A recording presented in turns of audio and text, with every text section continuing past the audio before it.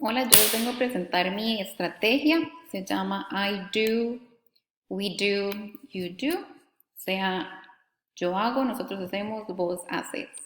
La idea es gradualmente liberar la responsabilidad que inicia con el profesor y terminará en el estudiante de manera individual.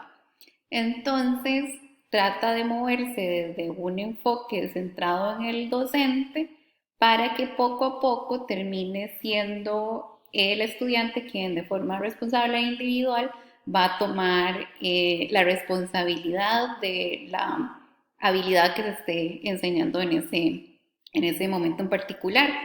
Una de las recomendaciones es que aunque ha sido muy exitoso, este protocolo no debería usarse en todas las lecciones, sino alternar con otras estrategias que podemos tomar de la base de datos que estamos creando el día de hoy.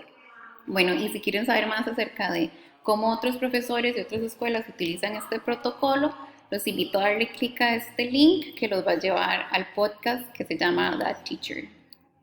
Estas son mis referencias y antes de dejarlos ir, quiero comentarles cómo es que yo he aplicado este protocolo en mis clases.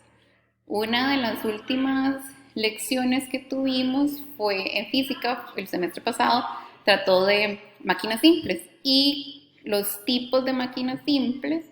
Y uno de los objetivos de la unidad era calcular la ventaja mecánica de utilizar estas máquinas simples. Como podemos ver aquí en la tabla, depende del tipo de máquina, así tenemos una ecuación para calcular la ventaja mecánica.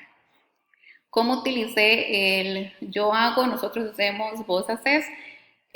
Como pueden ver aquí hay 3 ejercicios. El primer ejercicio yo rápidamente modelé cómo resolver el ejemplo. La idea es que para el segundo ejercicio lo hagamos en forma grupal y para los siguientes ejercicios, que puede ser uno o más, el estudiante lo haga de forma independiente. También me gusta ponerles una expectativa de lo que yo quiero lograr con esta actividad. Entonces aquí puse que el estudiante debe planear y llevar a cabo un proceso matemático para probar calcular la ventaja mecánica de diferentes máquinas simples.